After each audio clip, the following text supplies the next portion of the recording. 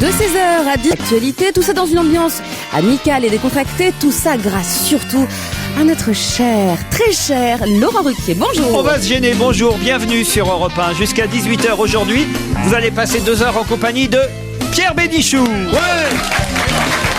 Jérémy Michalak, Jérôme Bonaldi, Fabrice Eboué. Et puisque c'est la seule fille aujourd'hui, Christine Bravo. Avec peut-être la participation de Titoff à cette émission. Le service comptabilité d'Europe 1 m'a signalé que ce serait bien qu'il passe de temps en temps les voir, parce que je pense qu'il va avoir quelques retenues sur salaire. Il va avoir une surprise à la fin du mois, Titoff. Pourquoi il est payé quand il vient pas? Enfin, mais non, il est pas payé quand il vient pas, mais il vient toujours d'ailleurs. Enfin, toujours. Il vient souvent. Et il vient parfois. Et c'est simplement que parfois, comme on disait chez les ouvriers, n'est-ce pas, on dit, hop, un quart d'heure en bas, vous voyez ce qu'on appelle. Ça, c'est du caillot. Un quart d'heure en bas. Un quart d'heure en bas. Bah, quand vous arrivez en retard, hop, le pointeau, mettez un quart d'heure en bas, vous voyez. Le pointeau. Le pointeau. Parce qu'on a marre de C'est quoi le pointeau? Pointeau, c'était moi. Non, mais laisse tomber, elle a jamais travaillé dans les mines. Elle n'a jamais travaillé, tu sais pas, non. Elle n'a jamais travaillé, Pierre travaillera jamais. Quand j'étais jeune, j'ai travaillé dans un truc comme ça, je suis arrivé à 9h moins le quart au lieu de 8h30, et le mec il me dit, tu viens pour l'apéro ou quoi? Ah, c'est super. Le voici, Titoff, oh là là, en progrès. Mais vous savez, chère Christine, que vous feriez mieux d'arrêter de vous moquer de moi, parce que là j'ai un mail, j'ose à peine le lire. Bah alors le lis pas. Attends. Salut Laurent, je reviens vers vous concernant le comportement de cette grosse connasse de Christine Bravo à votre égard. En effet, comment pouvez-vous tolérer qu'elle vous traite à longueur d'émission de caillots, de pouilleux? C'est affectif. Je trouve cela inacceptable, intolérable, inqualifiable. Si j'étais à votre place, je la virerais sur le champ. Non, je ne me laisserais pas traiter comme ça de caillots, de pouilleux. On verrait bien si cette grosse truie comme ça, avec son rire de marcassin, arriverait à subvenir à ses besoins. C'est Philippe, 34 ans, qui habite Bordeaux. J'ai son téléphone. On pourrait peut-être l'appeler. Allez, on appelle Philippe. Les gens n'aiment pas qu'elle brise notre amitié ainsi, en me traitant de pouilleux, en me traitant de caillot. Méchanceté. Par pure méchanceté, vous montrez ça. Remarquez, je trouve qu'elle va loin, moi. Et que parfois, patron, je serai à votre place. J'accepterai pas le quart de ce qu'elle dit. Non, mais sérieusement. Bon, bah, remarquez, feriez mieux de vous taire, vous aussi, tiens. Cher monsieur Ruquier, je tiens à vous faire part de mon mécontentement concernant les propos qu'a tenus Pierre Bénichou au sujet de Michael Jackson. J'ai trouvé monsieur Bénichou extrêmement grossier, irrespectueux d'oser massacrer ainsi un homme qui vient de décéder. À quel talent peut d'ailleurs prétendre ce monsieur, car à part descendre les personnalités, toujours sans aucune finesse ni même humour, il n'a pas grand-chose, lui, à nous offrir. Non, c'est trop fort, là, c'est trop dur. Non. Ça, je m'assure. Je ne suis pas moi-même fan de l'artiste Michael Jackson, mais comme toute personne sensible, j'ai été ému. Alors là, attendez, là, c'est très drôle. J'ai été ému par sa mort inespérée.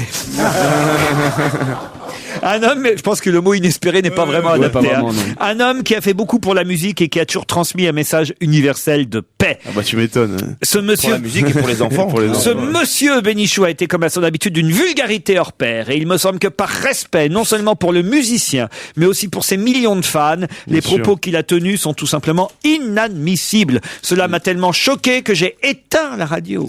Oh non. D'ailleurs, dès que ce monsieur sera à l'antenne, je ne manquerai pas d'éteindre mon poste afin de ne pas avoir à subir sa diatribe haineuse et grossière. Non. Mon premier réflexe, c'est de lui dire crève, connard, mais je lui dirai pas ça. Je lui dirai simplement. Non, mais c'est je lui dirai simplement le client est roi, et je vais vous dire, je vais moi-même, je vais essayer de devenir blanc, moi aussi, comme lui, tiens. Voilà. Je peux pas dire mieux. Je parle comme le regretté Michel Klaxon, là, non, sérieusement. Monsieur Eboué, tiens, à propos de la blancheur de Michael Jackson, et vous savez du cas proposé hier par un auditeur qui se demandait si c'était bien le papa de son bébé né métis. Monsieur Eboué, il va falloir vous renseigner un peu mieux que ça. J'ai 2 enfants, dit Sylvie, tous les 2 métis, puisque leur papa est noir, et pour les 2, ça se voyait très nettement, sans ambiguïté, dès leur naissance qu'ils étaient métis. Les métis ne naissent pas blancs, dit Sylvie. Ah bah c'est faux, moi je sais. Ma sœur en a encore eu un il y a quelques jours, je peux dire qu'Inès Blanc. Oui, mais votre sœur. Ou alors ma sœur se fait baiser par un blanc et du coup c'est moi qui l'ai dans le cul. Quoi. Mais il y a des métisses dans ma famille aussi. Je suis obligé de donner raison à Fabrice, quoi. J'ai encore un mail pour vous, cher Laurent. Michael Jackson, jeudi dernier, Mousse Diouf qui ne va pas bien. C'était juste pour dire à Fabrice Eboué que ce serait peut-être bien qu'il fasse un check-up. Surtout qui t'attendent là-haut. À quelqu'un qui prend votre défense en revanche, Pierre, car c'est vrai que j'étais quelque peu lamentable hier à propos des chameaux en vous regardant et en évoquant votre enfance, Pierre. Et pour information, c'est vrai qu'il n'y a pas de chameaux au Maghreb, me dit Jean-Charles. Par contre, vous pouvez y croiser des dromadaires. La différence, une bosse pour le dromadaire, 2 bosses pour le chameau, que l'on trouve lui plutôt en Asie. Je suis oranaise, me dit Yamina. Il y a ici autant de chameaux qu'à Paris, monsieur Ruquier. De même que vous ne trouverez pas de vaches normandes place de la Concorde ou d'huîtres dans un bassin de Luxembourg. Oran est situé au nord-ouest de l'Algérie, alors que Marrakech est au pied des montagnes de l'Atlas, ce qui en fait des villes quasi aussi différentes que Le Havre et Marseille. Ouais. Venez nous voir, vous comprendrez tout, dit Yamina. Elle parle bien, Yamina. Non mais sérieusement, le chameau, ça fait une peine dans ma famille, tu peux pas savoir. Ah oui. Tu peux pas savoir. Pourquoi ? Parce que quand je suis arrivé, ils m'ont dit enlève ta là-bas. Tout le monde s'est moqué de moi et tout ça, alors le chamelier et tout ça. Christine Bravo, c'est Bruno qui vous écrit. Le Honduras se trouve à côté du Paraguay, a-t-elle dit. J'ai dit que je savais pas. C'est honteux de déclarer que le Honduras se trouve à côté du Paraguay sans rien savoir de la géographie de cette région. Le Paraguay se trouve à côté de l'Uruguay, en Amérique du Sud. Le Honduras, lui, se trouve en Amérique centrale. Oh. Bruno habite l'Orient, en plus. Et dis donc, qu'est-ce que t'as là? T'es né pour me faire chier aujourd'hui. Ça fait 2 fois quand même. Mais écoute, ça va, ça fait 2 fois ce matin. Non, mais toi, ça fait 2 fois en 3 mois que tu te trompes sur l'Amérique du Sud. Mais oui, quand même. On l'annule. Enfin, c'est flippant, la grosse équipe de cons quand même. On a raison sur rien en fait. Vraiment, non mais grosse équipe de cons. On a raison. Mais on a raison sur rien du tout. Il y a une fille là parmi vous et vous êtes là. Tu la connais ou pas? J'ai jamais vu un truc pareil. Bonjour Laurent, je vous écoute depuis ma cellule où je purge ma peine suite à un délit sur lequel je ne m'étendrai pas, dit Dame. Ça c'est pour moi. Ça c'est Fabrice. Non, c'est pour tout le monde. Grâce à la bonne humeur de votre équipe, le temps passe plus vite en prison et cela me permet de rire de temps en temps, chose assez rare ici. Mais de temps en temps, je me retrouve dans une situation embarrassante quand, notamment, monsieur Eboué fait des blagues sur Guy Georges, qui est mon compagnon de cellule. Je vous laisse imaginer l'ambiance. Guy est impatient de sortir de prison pour aller assister au spectacle de Fabrice. D'ailleurs, il propose qu'Europe 1, qui organise des émissions à l'extérieur, puisse envisager à la rentrée un direct depuis Fresnes. C'est à l'intérieur. Il y a ici quelques caïds qui seraient prêts aussi à montrer leur tatouage de Prison Break à Pierre Bénichou. D'autres sont fans de la série Le Groupe et ont affiché des posters de Jérémy Michalak dans leur cellule. Oui.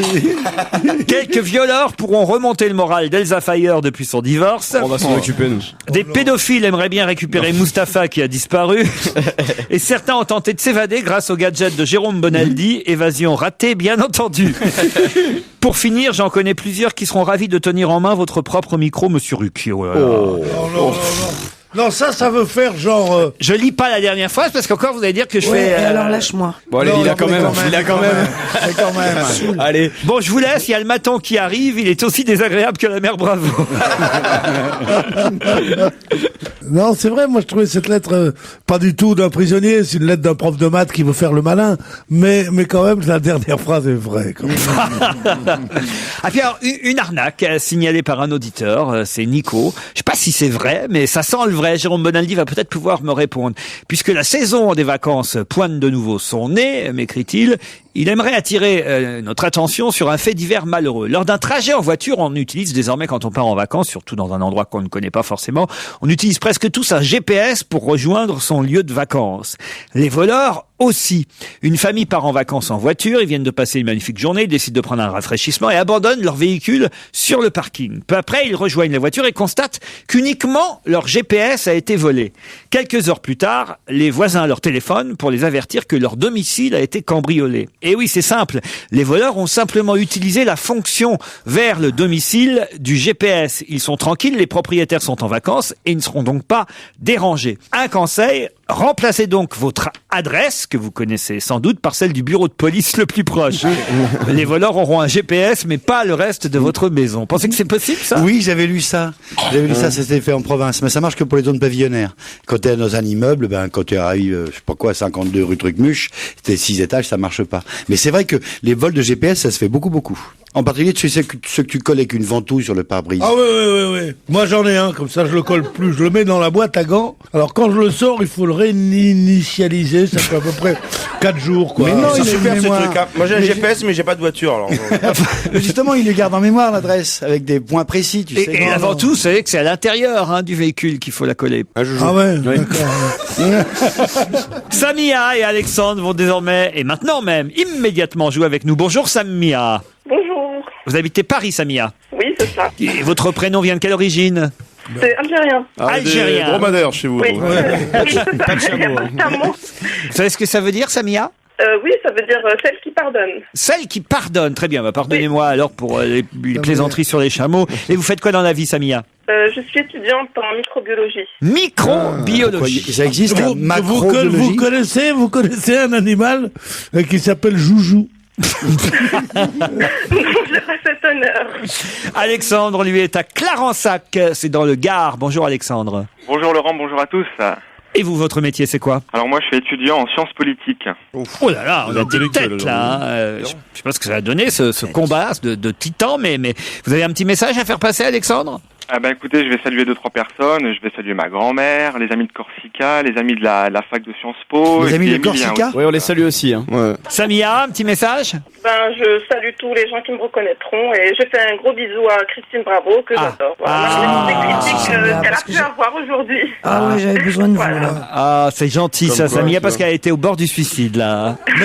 Merci beaucoup de la part d'un compatriote. Oh là là là là. Moi. Ah, le fromage qui dit au Roquefort tout pue. Ah, la guerre des moi. Ah, j'adore quand Bravo dit de Bénichou ou l'inverse. Non mais tu penses qu'à ta gueule. Oh, vraiment. J'ai aucun rapport avec lui. Alors franchement, je suis beaucoup plus. Ah ouais. Je trouve même pas. Pas le mot. Quoi? C'est emmerdant parce qu'elle a choisi le micro comme profession, mais elle trouve pas ses mots. Sérieusement. Bon, je vous retrouve avec mes monstres dans un instant, Samia et Alexandre. Ce sera après la pub. Europe 1, on va se gêner. Attention, challenge. Auditeur contre chroniqueur. Samia, Alexandre, vous êtes prêts? Vous avez bien révisé? Oui, on y va, c'est bon, c'est parfait. Quelle vidéo monsieur Derek Klontz a-t-il mis sur Internet pour prouver quelque chose? Quelle vidéo Derek Klontz a-t-il mis sur Internet pour prouver quelque chose? Est-ce que c'est lié à Michael Ça concerne Jackson? Michael Jackson. Ça concerne Michael Jackson. On laisse 5 ou 6 secondes à Alexandre et Samia. C'est son transport de sa maison par son ambulance. Et pour prouver quoi? Et ben que c'était bien Michael Jackson qui était dans l'ambulance. Et voilà. Aïe, Il y avait un non. Donc problème. il n'y a pas eu d'autopsie? Non. Pour prouver quoi? Il était déjà mort. Non. À quelle heure c'était fait? Non. Qu'est-ce que veut prouver Derek Klontz en mettant cette vidéo sur Internet? C'est le médecin, qu'il est Derek, mort. machin? Non. Est-ce que c'est la vidéo avec la fameuse ambulance qui sort de chez lui? Oui. Non, c'est qu'il a une caméra, il veut prouver qu'il a une caméra? Non. Qu'il était encore vivant à cette heure-là? Pardon? Qu'il était encore vivant. Ah, c'est mieux que ça ce qu'il veut prouver. Qu'il était... T'es même pas souffrant. Non. Qu'il dansait, il dansait encore, il dansait encore. Qu'il était vivant dans l'ambulance. Non, mieux que Qui bougeait encore. Qu'il était encore en tenue Qui conduisait l'ambulance. Non, mieux que ça. Qui dansait dans l'ambulance? Samia, vous êtes toujours là, Samia? Oui, mais je vois peut-être. Ah bon, d'accord. Je voulais juste vérifier. Hein. Qui dansait dans l'ambulance? Non, parce qu'après, vous n'allez pas me dire oui, j'ai donné la réponse, Samia. Hein. On connaît le truc. Hein. On l'a déjà fait, Qui ça. respirait, qui. Oui, tout ça, oui, mais c'est pas suffisant, votre réponse, là. Il fumait une clope. C'est déjà pas mal. Non, Derek Klontz, il veut prouver quoi? Qu'il est toujours en vie? Que Michael Jackson est toujours vivant. Bonne réponse de Jérémy Michalak. Michael Jackson is alive. Comme Elvis. Il n'y a que des mauvaises nouvelles aujourd'hui. Oh non. Oh non. Non. Alors effectivement, Derek Klons, qui se dit spécialiste dans les phénomènes paranormaux et étranges, a été consulté hier par certains journalistes. Il affirme, vidéo à l'appui, que Michael Jackson est toujours vivant.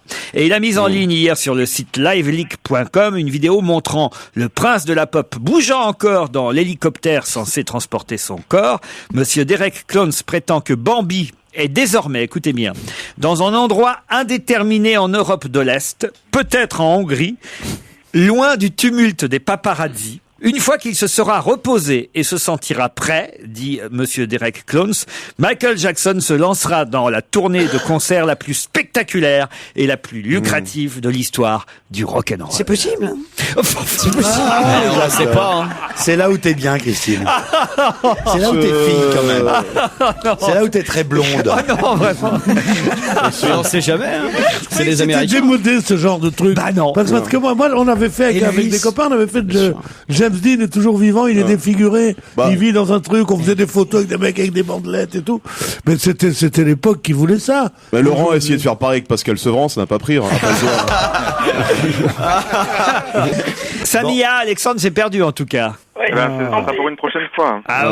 C'était trouvable hein, quand même. Ouais. On n'était pas loin quand même. Mais bon. Samia, Oui. Vous tenterez à nouveau votre Quel chance. joli nom, Samia, celle qui pardonne. Hein. Oui. Et c'est le contraire d'un mot qui ressemble beaucoup, qui est Semea. Ça veut dire que la méchante. Exactement. Hein? C'est le contraire de C'est toi. tout le contraire. C'est tout le contraire, la Zéza. Au revoir, chérie. Au revoir. J'aime bien dans mon pays, il n'y a pas que des chameaux, il y a aussi des gentilles femmes. Va. Des gazelles. Merci. Samia, Alexandre, vous tenterez à nouveau votre chance sur ruquier@europe1.fr. Europe 1, on va se gêner. La question facile, la question qui récompense Joujou. Où peut-on lire A cut in VAT is a cut in price? Tu peux le refaire. Tu peux le faire en anglais ou pas? En français. Avec carrément le French accent, essaye. Où peut-on lire A cut in VAT is a cut in price? A cut in VAT. C'est qui commence fameux cut. Non. C-U-T. Non, c'est le VIT au milieu qui... C'est une question facile, vous signalez. VIT, tu peux l'épeler, s'il te plaît. A cut in VAT is a cut in price. V-I-T. C'est pas Verity quand même que t'essayes de dire. Cut in VAT. Mais quel VAT, si vous préférez? VAT? Dans le palais de justice dans lequel a été condamné Madoff. Pas du tout.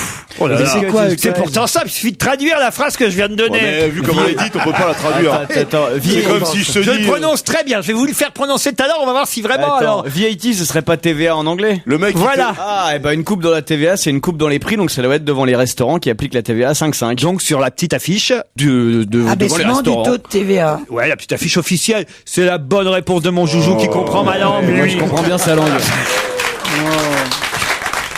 La TVA baisse, les prix aussi. Ce sera sur l'affichette distribuée dans tous les restaurants qui pratiqueront la baisse des prix là, à partir du 1er juillet.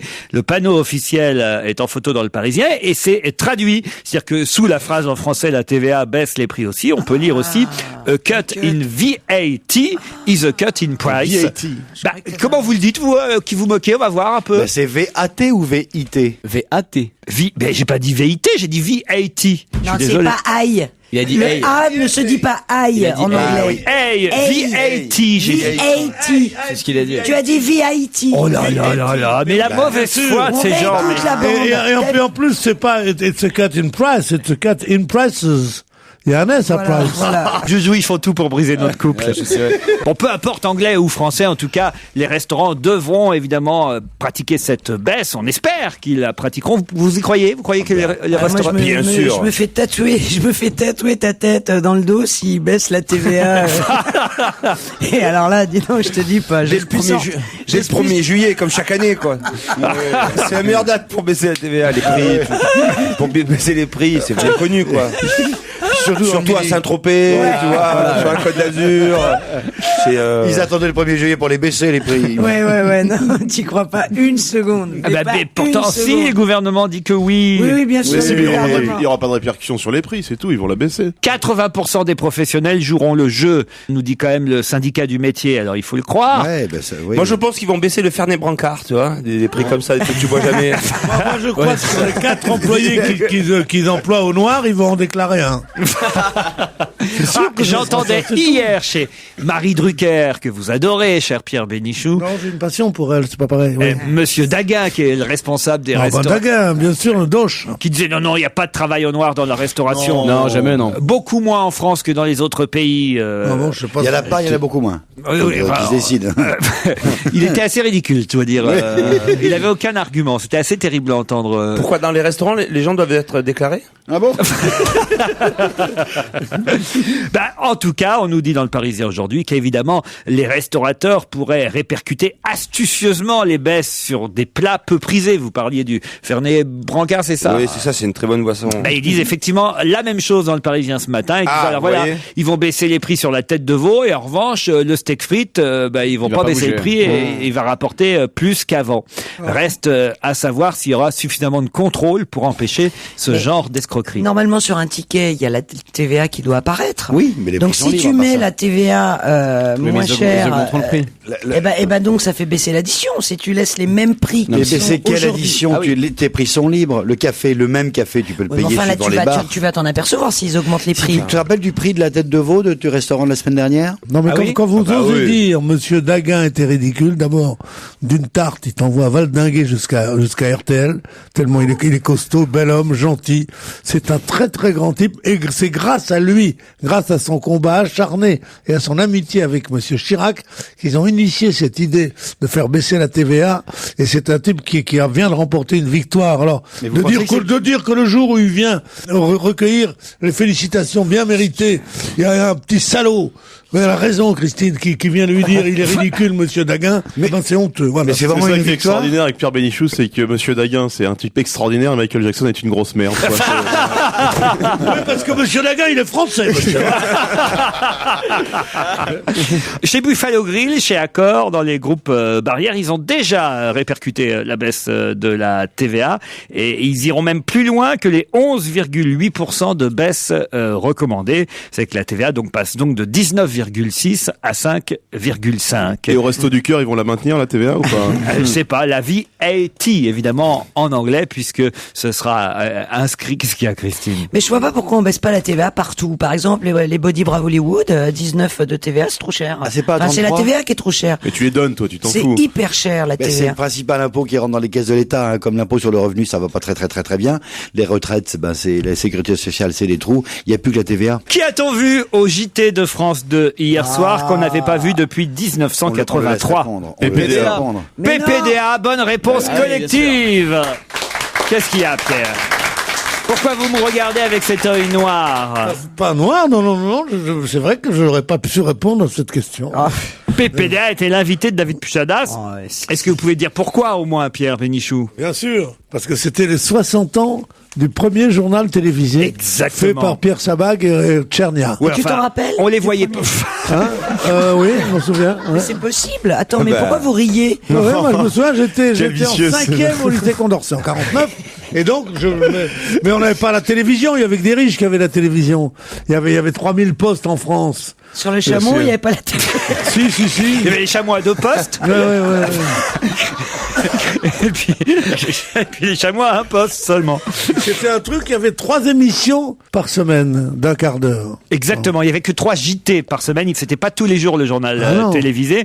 Et puis attention, il n'y avait pas de présentateur, on les voyait pas, Pierre Tchernia, Pierre Sabag au début. C'était le 29 juin 1949. C'était une télé, mais en fait c'était comme une radio, quoi. Non, il y avait des images, mais il n'y avait pas de présentateur. Pierre Dumaillet, Pierre Tchernia, Georges Decaune, Denise Glaser ont été les premiers à faire partie de l'équipe de ce journal télévisé. Et ce qui est assez rigolo, c'est ce que nous racontait le journal gratuit 20 minutes hier, c'est qu'il y avait un monsieur Schwarzenberg qu'on voyait quasiment dans chaque JT. Vous savez pourquoi? Non. Il faisait la météo, C'était le caméraman? Non, pas du tout. C'est parce que c'est Il venait Tarzan. éteindre la caméra, on le voyait. Non. C'est lui qui nettoyait la caméra, genre il mettait un coup de chiffon Non, d'eau. alors je vous explique parce que c'est introuvable en fait. C'est un personnage qui a marqué le journal télévisé, Monsieur Schwarzenberg, parce que les images récupérées des actualités cinématographiques arrivaient parfois sans descriptif, si bien que les journalistes ne connaissaient pas la personne qui était filmée et l'appelaient donc, ils avaient décidé ça, l'appelaient donc à chaque fois Monsieur Schwarzenberg. Jusqu'en 1956, on trouve donc des apparitions de Monsieur Schwarzenberg, un kidam. C'est jamais le même mec. C'est jamais le même mec, mais on l'appelle Monsieur Schwarzenberg. Ils auraient pu prendre un nom un peu moins compliqué, parce que c'est vraiment Monsieur Schwarzenberg. Ça montre qu'il se marrait bien quand même, quoi. Ouais. Plutôt que de faire comme nous le disions avant-hier, on dit tiens, Monsieur Schwarzenberg, là, c'est marrant. Et il a dit que non. Non, mais moi je voudrais savoir les noms des gens qui sont capables de dire les noms, les marques des postes de télévision. Ça, c'est un bon quiz à faire du premier JT. Ouais, D'accord, mais tu sais quoi, on le fera le 24 juillet, celle-là. Grandin. On va le faire dimanche. Il y avait Grandin, Océanique, Ducretet Thompson, il y avait Radiola, et il y avait un autre, c'était... Connor. Ah non. Non, c'est les frigos. Qu'est-ce qu'on fait? On les laisse faire ou? C'est intéressant, c'est aussi une émission C'était culturelle. pas Sony, LC, T'as été vendeur chez Darty, le toi japonais nous avait pas encore envahi. Et Darty était encore avec ses chameaux. Qu'est-ce qu'on s'emmerde. On se fait chier. Qu'est-ce qu'on s'emmerde dans cette émission. Mais non, Ça faisait longtemps qu'on s'était pas emmerdé, mais ça fait longtemps que t'étais pas venu aussi. Tu te rappelles de Franck Alamo? Son papa, c'était les Grandins. Tu sais, j'ai eu un coup, mais Un coup de fatigue, oui. parce qu'elle se met du côté des jeunes maintenant. Non, mais ça m'a piqué les yeux. Non, mais toute la maison de retraite va se marrer quand tu vas rentrer, je veux te dire. Il a raison, Pierre, d'un seul coup, pour faire Jones, elle se met du côté de Fabrice Eboué. C'est tout ce à quoi t'as envie de ressembler dans une prochaine vie, ça. ça. Insupportable. Qu'est-ce qu'on ne trouve plus?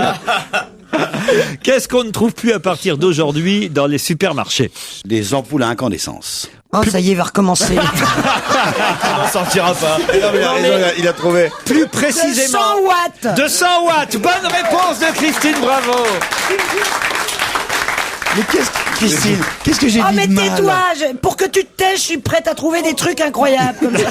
Oui, parce qu'est-ce que j'ai dit de mal? On peut encore trouver les vieilles ampoules à 75 et 60 watts. C'est celles à 100 watts qui ont disparu. Voilà. Et pour éviter que Jérôme Bonaldi nous en parle, on va tout de suite écouter De Palmas avec sa nouvelle chanson Au bord de l'eau. L'album s'appellera Sortir, mais il ne sortira, lui, l'album, qu'en novembre prochain. Premier single, De Palmas, c'est un comeback au bord de l'eau. Non mais c'est plus possible. Il est temps que les vacances approchent. Je le dis aux auditeurs, nous serons là pendant tout l'été entre 16h et 18h. Il y aura des best-of, vous pourrez entendre. Des best-of gratuits. Les meilleurs. Vous pourrez... pas de droit de... Ah là, j'aime quand tu donnes de la voix, Pierrot. Vous pourrez entendre les meilleures joutes verbales entre Christine Bravo et Pierre Bénichou. Et encore, peut-être, hélas, vous manquera les meilleures joutes, parce que les meilleures joutes, c'est pendant la pub et pendant les disques. Parce qu'ils continuent à s'engueuler pendant la pub et pendant les disques. Il faut venir dans le public pour voir ça. Et ça, je dois dire que quand même... Non, mais elle m'a fait de la peine, Qu'est-ce qu'elle vous a fait comme peine? Elle m'a dit, oh là là, je supporte plus sa voix. Et comme les gens qui vivent autour de moi me le disent aussi, j'ai plus l'impression d'être au bureau, mais à la maison. Non, mais tu l'as dit de manière très menaçante. Non, c'est pas ça. Non, c'est pas vrai. Il a pas dit de façon. Il me faisait des gestes comme quoi il allait me couper le cou. Ah non. Et à la radio, ça ne se voit pas. C'est pas vrai. Vous mentez. C'est pas bien de mentir comme ça. Vous mentez parce qu'en plus, quand il l'a fait, je vous ai vu limite ému pendant les, on va dire 10 secondes, parce que vous avez cru que c'était vraiment grave. C'est vraiment grave. J'ai bien vu elle a été inquiète 10 secondes, Christine. C'est marrant, ça c'est le délit de sale gueule, le racisme vraiment banal. Un jour j'ai des chameaux, le lendemain j'égorge avec un couteau. Mais jusqu'où vous allez aller? Il y en a assez, je suis un homme comme vous. Enfin, comme certains. Sa fameuse voix de c'est vrai que Lolo, il me connaît bien parce que j'ai été inquiète 2 secondes, j'ai cru qu'il plaisantait pas. Je ne plaisante pas, ça m'a fait de la peine que tu me dises je ne supporte pas sa voix. Et tu sens que Christine est une femme soumise parce que ça l'a un peu excitée quand t'as commencé à la menacer. On sent qu'elle a eu de toute façon, elle aime qu'on la violente. C'est pour ça qu'elle aime les camionneurs. Elle aime vraiment les mecs virils. Est-ce qu'il la cogne? Moi, je dirais. Vous êtes complètement timbré. C'est pas, elle aime pas du tout ça. Elle aime les hommes, c'est tout. Voilà. Christine aime bien que tu l'attaches, mais et que tu te barres après. Tiens, De toute façon, quand il n'y a pas de marque, elle est d'accord. C'est qu'elle veut pas. Titoff, vous êtes le plus vicieux d'entre nous parce que on a coupé l'herbe sous le pied de Jérôme Bonaldi à propos des ampoules à 100 watts et pendant la pub vous me dites quand même on pourrait en reparler les ampoules à 100 watts. Qu'est-ce que vous avez à dire là-dessus? Peut-être on a acheté des mauvaises. J'en ai chez moi. Il y a rien de, mais c'est la vérité. T'arrives dans la salle de bain pour te laver les mains. T'appuies, t'allumes. Tu rentres, ça met, tu te laves les mains et la lumière elle s'allume. Et tu t'en ressors. Et tu ressors. Rien. C'est normal, hein, je me suis mal exprimé. Ça met 3 secondes à faire de la lumière. Ça met 3 secondes à me faire de la lumière. Donc toi, si t'as juste à faire un truc, tu vois, venir chercher. Ah bah c'est écrit dans l'article là que j'ai. Ah bah voilà, vous voyez, chaque fois, sans lire la presse, chaque fois je suis dans le Tu en vide. veux à une ampoule à retardement, toi. Non, mais ce que tu fais, non, alors ce que je fais, c'est que moi maintenant, j'allume pour quand je sors. Comme ça, moi, je sais que si je reviens, c'est éclairé. Mais sinon, faut le faire au décalage. Sinon, t'allumes, tu vas faire autre chose, un peu la cuisine, tout ça. Tu reviens et là, tu te laves les mains. Ouais, c'est ça. Ouais. Mais de toute façon, vous arrivez en retard, donc vous devez arriver au moment où où l'ampoule s'allume. Oui, voilà. Non mais c'est écrit, il a raison en plus, Titi. Hein. Les ampoules basse consommation sont pointées du doigt pour quelques désagréments d'usage. Qu'est-ce qu'il y a, Pierre? Il l'appelle Titi. Titoff, il trouve que c'est pas encore assez diminutif, assez mignon. Il l'appelle Titi.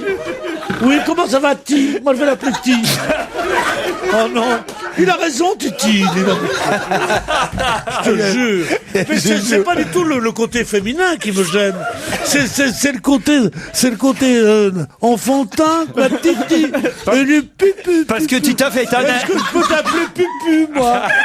Hein? Parce que Titi est un ami, lui. Voilà, tout simplement. Oui, c'est vrai. Et c'est pas féminin du tout. Ses meilleurs amis, qui sont tous des, il l'appelle Titi, voilà. Non, oui, c'est vrai. Oui. Voilà. Je fais comme ça et je fais oui, quoi? Voilà, c'est notre Titi Boubounet, Titi voilà. national. Et toi, il y a une nana, comment elle t'a appelé ce week-end qu'on a croisé dans un bar? La grande béniche, elle t'a appelé. Ah oui, ça c'est vrai. Ah oui, à Biarritz ce week-end, il y a quelqu'un qui vous a appelé la grande béniche. Comment elle a fait? J'adore la grande béniche. Je dis, mais ta sœur, tu l'aimes pas? Il y a des gens qui sont d'un familier. Il y a aussi quelqu'un qui vous a dit ça m'a beaucoup plu. Allez-y, répétez-moi parce que ça m'a fait beaucoup rire. Quelqu'un que je contredisais, c'est une jeune femme que je contredisais, qui dit, c'est pas parce que tu passes pour un intellectuel auprès d'une bande de dégénérés que tu vas m'impressionner. Les dégénérés, c'était vous. Voilà. En tout cas, c'est écrit, Titi avait raison, 60% des sondés qui ont acheté des ampoules basse consommation aimeraient que ces ampoules s'allument plus rapidement. En effet, les modèles d'entrée de gamme, vous peut-être les acheter un peu plus cher. J'ai dit ça. Attendent. J'ai dit ça, mais à la fois, moi, ça me dérange pas plus que ça. Hein. Les modèles d'entrée de gamme exigent en effet quelques secondes après allumage pour fournir une pleine luminosité. Et puis, d'autres sondés souhaiteraient que leur lumière soit plus agréable et moins blafarde. C'est plus blafard, alors, avec les... Il y a maintenant des modèles très bleus, tu vois, très blancs. Ceci dit, ça n'a rien à voir avec le premier prix. Ça a à voir que je fais beaucoup pour l'écologie et ça fait longtemps que j'ai des ampoules comme ça. Oui, mais attention, il y a leur forme tarabiscotée aussi, hein, qui est moins élégante, disent les consommateurs, que le galbe des vieilles ampoules classiques. Hein, Pierre. J'adore le galbe des vieilles ampoules. Oui, mais en même temps, ce sera plus facile aux urgences pour les retirer. Oh non. Oh non. Oh non. En plus, tu sais ce qui est terrible, c'est que ça sent le vécu, la manière de faire comme ça, quoi. Oh non. Oh là là. Ah ben il y a bien que là que vous avez une lumière, remarquez. La lumière est au bout du tunnel, c'est bien connu. Il ne faut pas les jeter à la poubelle, mais non. Mais il faut les recycler. Mais oui. Moi je suis d'accord. Envoyez-nous vos vieilles ampoules. Ou les confier, c'est ce que vous faites, à une déchetterie. C'est horrible. Vous nous avez rien dit sur l'ampoule. Vous laissez dire toutes ces conneries, vous. Attends, Bonaldi. Chaque fois qu'il parle depuis le début de l'émission, ils s'en prend une dans la gueule. Donc, maintenant... Tu sais qu'il y a des écolos qui disent que c'est pas bien parce que à cause de l'électronique qui est dedans, ça fait des mauvaises ondes. Ah ouais, ils ont raison. Et ils disent, attention, ne dormez pas à côté de la lampe de chevet, tu vois, d'une lampe à incandescence, enfin, une fluo compacte, comme il y a une voile, là. Celle d'avant était moins polluante que celle-ci? C'est ce qu'ils disent, oui, parce qu'il y a toujours des gens qui disent que, attention, voilà. Mais il y a des filtres à ondes contre le 50 Hz. J'ai vu un type qui vendait un disjoncteur 400 €. C'est, quand t'as été incrécité. Attends, t'as vu un mec qui vendait un disjoncteur 400 €. Attends, mais le truc, il est. Sans déconner. Une fois que t'as éteint la lumière, ça suréteint la lumière pour être sûr qu'il n'y a pas des mauvaises ondes électriques qui vont te perturber dans ton sommeil. Ah ouais, c'est comme ça, plus blanc que blanc, quoi. Exact, ouais. C'est éteint, mais ça rééteint encore. Ils voient les ondes partout et ils pensent que... Donc, parce que non, il faut être concret, pragmatique. Oui, c'est vrai. C'est-à-dire que bon, mettons, on arrive, c'est éteint. Ouais. Bon, et tu dis, bon, non, éteins un peu plus. Exactement. C'est ça, c'est exactement ça. Ouais, ça éteint un peu plus. Quand tu es dans le noir, t'es dans le noir, ouais. Oui, non, un peu plus, éteint. C'est plus noir que noir, en fait. Il y a plus blanc que blanc, il y a plus noir. C'est comme les teintures pour cheveux. Il y a brun, je sais pas, on sait pas, nous. noir et noir. Et noir profond, il y a. Noir profond. Pierre, au moins, ne se fait pas teindre les cheveux, lui. Non, que les sourcils. C'est pas Gérard Miller. Faut pas teindre les cheveux, moi je suis beau comme tout à mon âge, moi.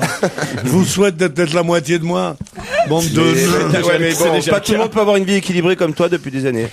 Qu'est-ce que l'américain Denny Chin n'aurait pas pu faire en France? Par exemple, des trucs, quoi, mais je sais pas.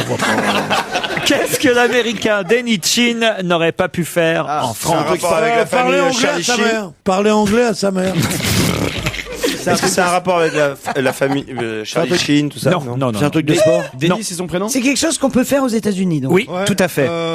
Denny, c'est son prénom, Chin, c'est son nom. C'est un sport? Je suis surpris que vous n'ayez pas retenu son nom à Denny Chin. C'eût été un délit en France? Il aurait été en tôle? Ah non, quand même pas. Non. Mais non, parce que Denny Chin, c'est un Américain, mais qui est d'origine chinoise, qui vient de gagner, vous permettez que je finisse, qui vient de gagner les championnats du monde de Kung Fu Clou. Et comme ici, il n'y a pas de Kung Fu Clou, il n'aurait pas pu le gagner ici, il l'aurait gagné là-bas. Excellente réponse de Pierre Bénichou. Pas du tout.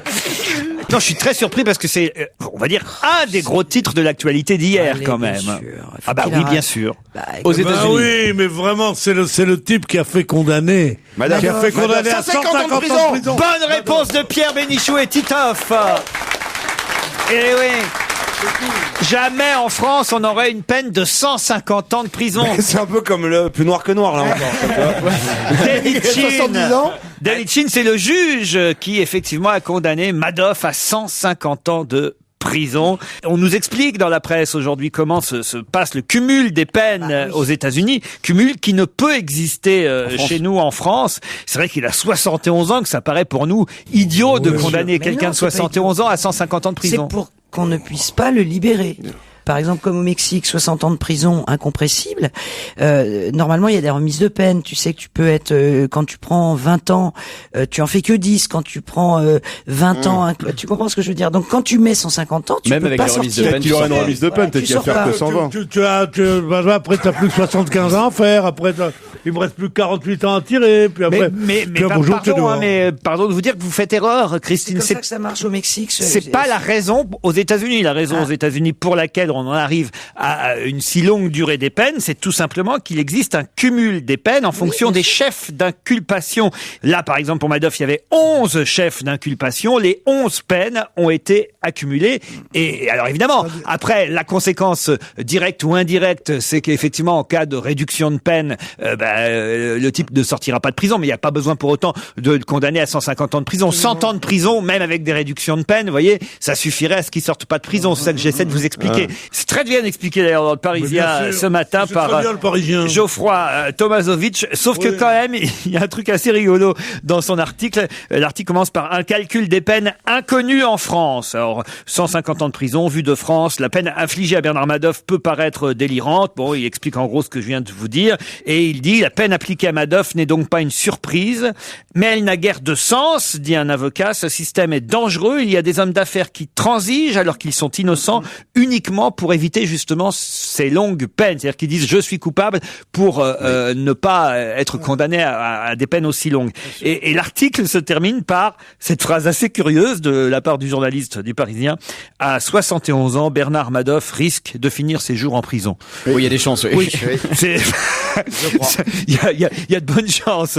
Il a grugé des gogos, des mecs qui disaient ouais pendant des années tu vas faire 10%. Ah oui, et comment est-ce qu'il faisait pour 10%? T'occupes. Ah bon, d'accord. Et je te fais confiance. Les mecs qu'il a grugé. Où tu places ton argent, toi? Mais dans les banquiers qui sont des cons, qui sont des gogos. Toi? Oui, moi j'ai Lui touche beaucoup de blagues, T'as beaucoup de pognon, toi. Mais non, mais il n'y a quasiment pas une seule banque française qui n'ait pas donné de l'argent à Monsieur Madoff. Non. Mais que ce soit la Générale. Oh non, pas de non. Moi, je vais te dire, si tu veux que ton argent soit vraiment bien gardé, tu me le donnes. Une dernière question avant le flash de 17h. Ce week-end, quel Ferrari est arrivé 3e? Laurence. Non. Elle est bonne, celle-là. Non, pas Laurence, Laurent. Non. Il s'appelle pas Laurent. C'est un mec, Ferrari. C'est une voiture vraiment? Non, Alors, c'est un homme. je vais préciser la question. Dans quel cas, ce week-end, Ferrari est arrivé 3e? Le week-end Donc, si vous voulez, où Ferrari est arrivé 3e ce week-end? À Hénin-Beaumont. À Hénin-Beaumont. Bonne réponse de Jérémy Michalak. C'est le candidat socialiste. Il s'appelle Pierre je crois que Ferrari. c'était Laurent. Pas Laurent Ferrari. Pierre Ferrari, le candidat socialiste arrivé 3e. Derrière le candidat Front National, Steve Briouat, le patron local du FN. Et derrière aussi le candidat soutenu par les Verts et le Modem. Et vous savez que là, effectivement, le FN a non pas des chances, mais quand même pourrait passer au deuxième tour. Ils arrivent largement en tête. Ils font 40 et quelques. 39. S'il y a des vrais Français là-bas, le FN gagnera. Non, mais alors... Oh non, Pierre. Non, là. Mais c'est ce que Jean-Marie dit toujours, ça. Les vrais Français votent pour moi. Les auditeurs vont prendre ça au premier degré. Il y a de la propagande d'extrême droite sur Europe. Moi, je voudrais qu'ils prennent ça, comme dirait Le Pen, au premier tour. Non, on n'a pas le droit, Pierre. Mais pourquoi c'est pas un gros mot, non? La France, il y en a certains pour qui ça veut dire quelque chose quand même encore. L'armée, l'église, la France. On se marre avec ça, mais c'est atroce parce que mon fils, il était éducateur. Non, il était éducateur dans la ville de Bolène et notamment quand le Front National est passé. Toutes les structures sociales ont été supprimées. Bien sûr. Et pourquoi donc, on va donner de l'argent aux feignants? Les structures sociales, c'est quoi? C'est pour ceux qui travaillent pas, on les aide. J'en parlais l'autre jour avec un ami Dieudonné. S'il n'y avait pas un complot juif, forcément. Le mec s'en sort bien, le mec s'en sort bien. Chers auditeurs, c'est pour vous montrer ce que c'est un vrai con que j'ai fait ça. Allez, on se retrouve après le flash de 17h. À tout de suite.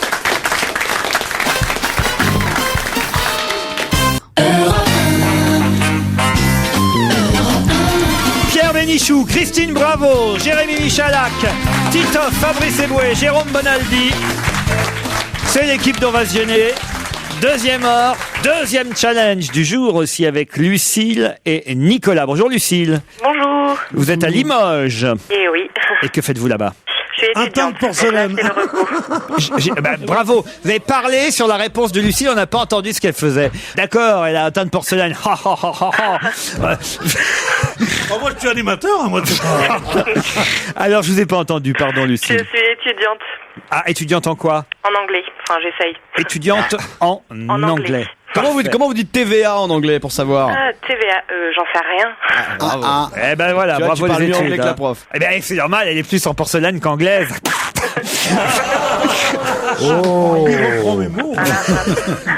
Nicolas est à Poitiers. Bonjour Nicolas. Oui, bonjour Laurent, bonjour à tous. Que vous faites-vous? Moi, je suis étudiant en médecine en 6e année et je vais être interne à la rentrée. Parfait. Un duel d'étudiants entre Nicolas et Lucille. Vous avez, je sais pas, des petits messages, des petits coucous à passer dans votre famille ou aux chroniqueurs ici présents, une voiture à vendre, un truc. N'hésitez pas. Moi, je voudrais juste encourager Christine aujourd'hui, vu que c'est la seule fille. Donc voilà, solidarité féminine. Merci ma chérie, c'est mignon.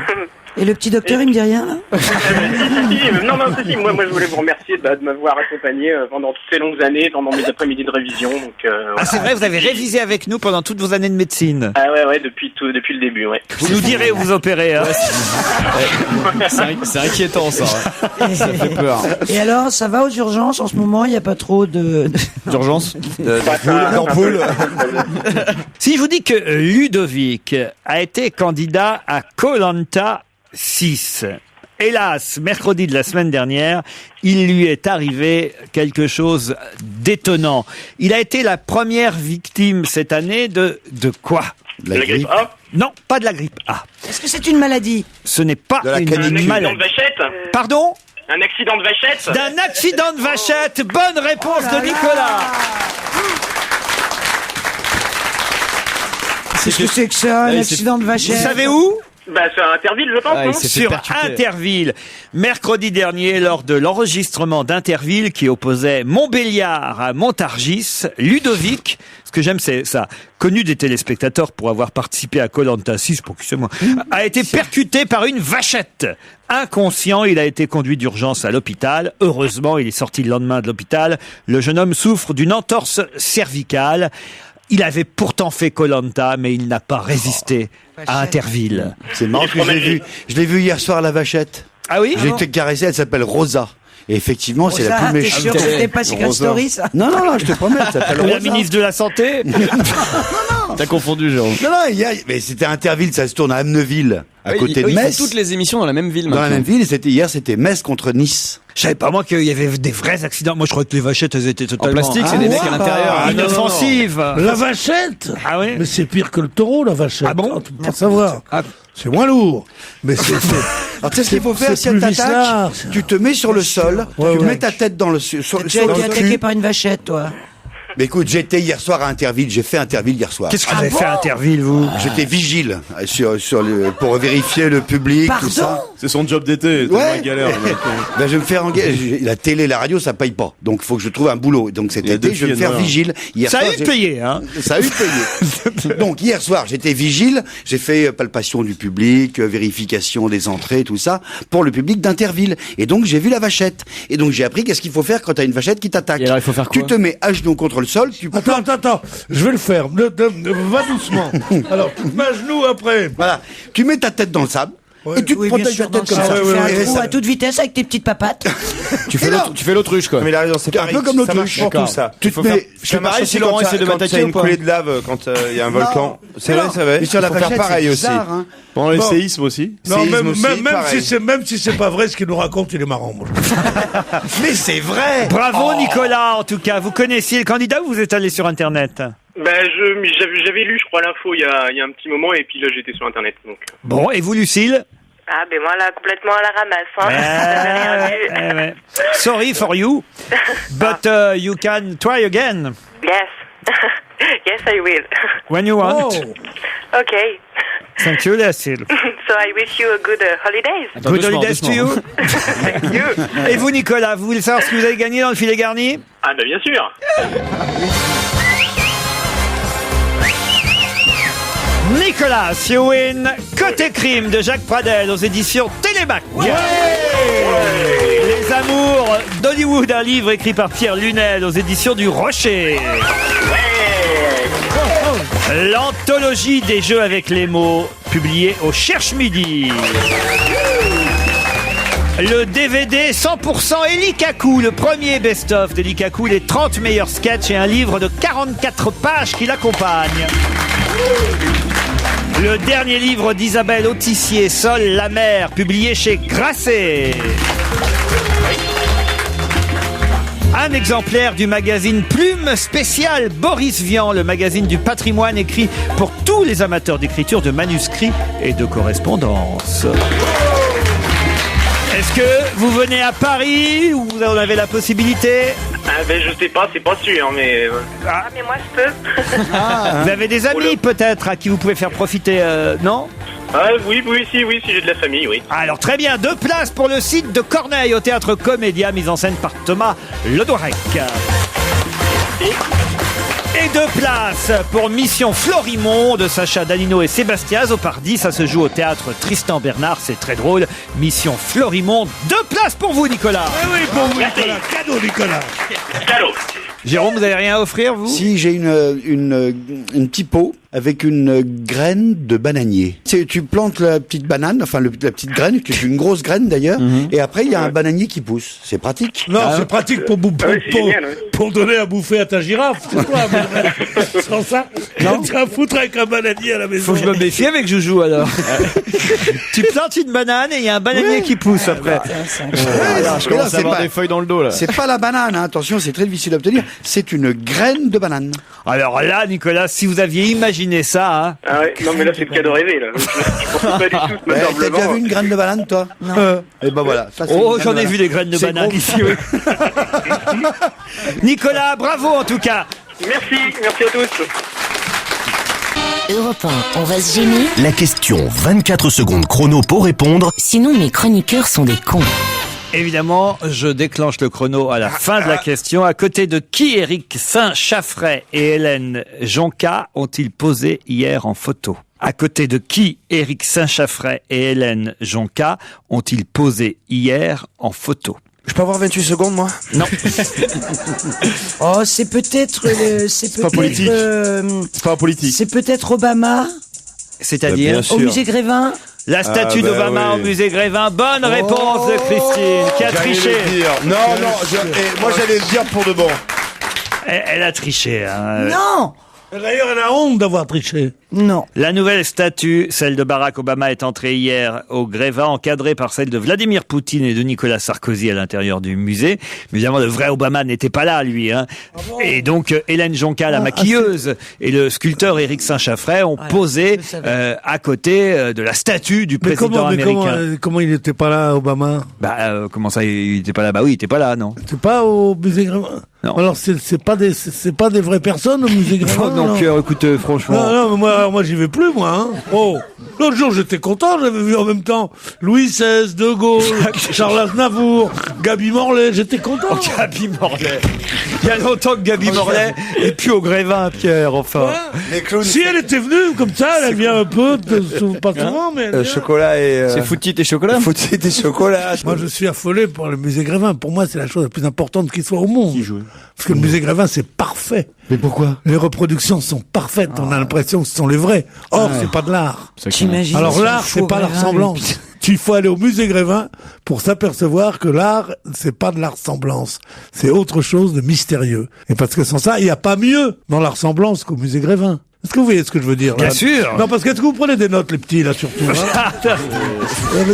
Ça pourrait être une question du bac, effectivement. Mais oui. C'est pas de l'art. Et pourtant, Enfin, on s'en rend compte même sans aller mais non, au musée quand tu Grévin, commences Pierre. à dessiner, on dit c'est pas ressemblant. Et t'arrives à faire le plus ressemblant possible. Et ben là, c'est le plus ressemblant du ressemblant du ressemblant. Et c'est quand même nul. Et les photos, alors c'est quoi? C'est pas bien? Oh, les photos, j'ai un appareil à vous vendre d'ailleurs, qui est un petit Sony Reflex. La photo, c'est ressemblant de chez ressemblant. Ah, la photo, c'est un art, la photo, mon grand. C'est vrai, là, il vient de contredire tout ce que vous venez de dire, Pierre Bénichou. Pas du tout. C'est que la photographie, justement, il y a des peintres qui ont dit, faut-il arrêter de peindre depuis que la photographie existe, puisque la perfection de l'imitation est là, et que tous les impressionnistes, tout ça, ont dit justement, ça n'a rien à voir avec la quête qu'il y a. Bon, Tu veux pas qu'on aille, C'est super. Tu veux pas qu'on aille à l'hôtel? C'est génial.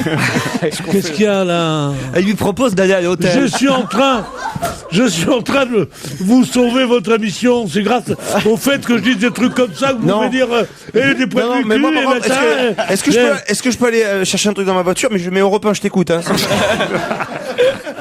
Justement, puisqu'on avait l'air de passer un examen du bac, que s'est-il passé au lycée privé Saint-André de Choisy-le-Roi, où 2 examinatrices faisaient passer l'oral du bac de français jeudi et vendredi dernier? Elles ont fait pipi dans leur culotte. Ça, c'est amusant. Voilà le genre de truc, on dit, oh, ce qui est drôle. Si tu racontes le musée Grévin, ça fait rire personne. Si on me demande, je suis allé fumer une cigarette en cachette dans les chiottes.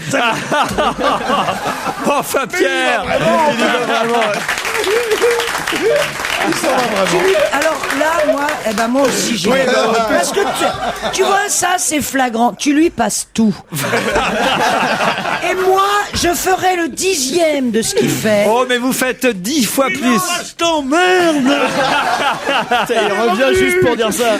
Mais vous êtes des chahuteurs, mais des gamins, mais j'ai vraiment l'impression d'être Non, c'est vrai, il y en a un qui arrive en retard. Tu dis rien, l'autre, tu vas fumer. Qui est arrivé en retard? Tu m'as déjà vu arriver en retard? Et moi, de temps en temps, je te fais un geste et tu me dis arrêtez de faire des gestes. Je te jure, non, ça m'énerve. Regardez Pierre Bénichou derrière la vitre. Il fait des grimaces. Oh putain. Il fait des grimaces derrière la cabine. Bon, dites, vous répondez à ma question, là, sur l'oral du bac.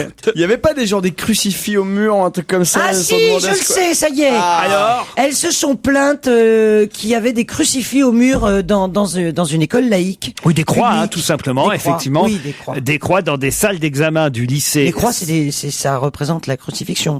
Oui, bien sûr, mais puis il y a peut-être pas le petit Jésus forcément dessus, en train de... Non, c'est difficile de mettre le petit Jésus sur la croix gammée, c'est très dur. C'était bien des croix gammées, non? Non. Il y a plus de croix gammées dans les écoles. Oh, il a la nostalgie de Vichy, Pierre, c'est très très bizarre depuis tout à l'heure. Non, parce que la dernière fois que je suis venu en France, c'était en 43, il y avait des croix gammées partout. Tu veux pas terminer ta cigarette? Il n'y a pas... Il n'y a rien de tel qu'un bon cigare après un peu de caviar, hein, c'est fou. Il n'y a pas de raison. Il n'y a pas de raison de retirer ces croix, a dit le proviseur du lycée catholique où avait lieu l'examen de l'oral du bac. Mais les examinatrices, elles, qui étaient là de passage, elles appartenaient pas à ce lycée, ont dit nous, on fait pas passer le bac si on n'enlève pas ces croix. Grosse polémique. C'est un lycée catholique? Oui, oui. Oui, mais c'est pas un lycée catholique, justement. Tu veux qu'ils mettent quoi? C'est transformé en salle d'examen. Ah ouais. On n'a pas à faire passer un examen dans un établissement confessionnel. Bien sûr, c'est le choix du lieu de l'examen alors. Parce que lui, c'est un lycée catholique. C'est normal qu'il y ait des croix. Oh, enfin, elles avaient envie de faire chier aussi, les deux gonzesses. Non, mais aussi, c'est emmerdant s'il y a une croix, n'importe, puis après ça, bientôt, il y aura aussi qu'est-ce qu'elle a foutre qu'il y a une croix sur le mur, elle la regarde pas, puis voilà. Non, on commence comme ça et on finit avec les curés, hein, non.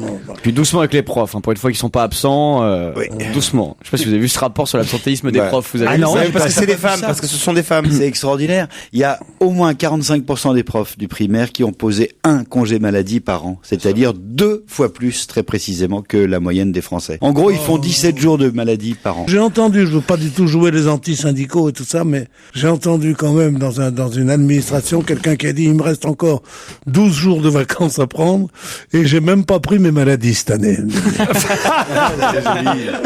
Caravan Palace, je ne sais pas si vous connaissez, et en tout cas c'est un premier album qu'il nous présente. Suzy est la première chanson extraite de cet album, Caravan Palace. Europe 1, on va se gêner. Do, ré, mi, fa, si, Liado. Bonjour Serge Liado, dites donc c'est pas très jeune ce que vous nous proposez aujourd'hui, hein? Ah oui, mais c'est très enlevé, c'est du bon rythme, c'est du bon. Ah oui, ça risque même d'être très enlevé si c'est pas bon. Pour être enlevé, ça va être enlevé. Non, remarquez, c'est vrai qu'il y a une belle promesse quand même. Les Beach Boys contre Chuck Berry. Oui, ce sont deux classiques du rock et curieusement, ils sont bâtis sur les mêmes harmonies et ça donne la même mélodie. C'est pour ça que la tentation était trop forte. J'ai fait un assemblage. On dirait que c'est la même chanson. Pourquoi? Parce que les Beach Boys, en 63, ont voulu rendre un hommage à Chuck Berry. L'hommage était tellement évident que Chuck Berry a estimé que c'était un plagiat et il a dit, bon, on pourrait quand même s'arranger et finalement, il a été crédité quelques années plus tard. Et voilà comment on a l'impression que c'est exactement la même chanson. Je vous ai fait une compile, je vous ai fait du recyclage de chansons pour le prix d'une. Qui dit mieux, Laurent? Beach Boys Surfing USA, Sweet Little 16, ça c'est Chuck Berry, les deux se ressemblent. They're really rocking in Boston and Pittsburgh, PA, deep in the heart of Texas and round the Frisco Bay, all over St. Louis and down in New Orleans. All the cats wanna dance with sweet little 16. If everybody had an ocean across the USA, then everybody'd be served like California.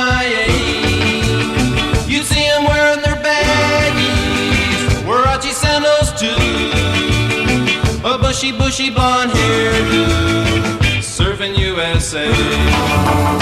But they'll be rocking in Boston, Pittsburgh, PA, San Antonio, right on the beach in LA.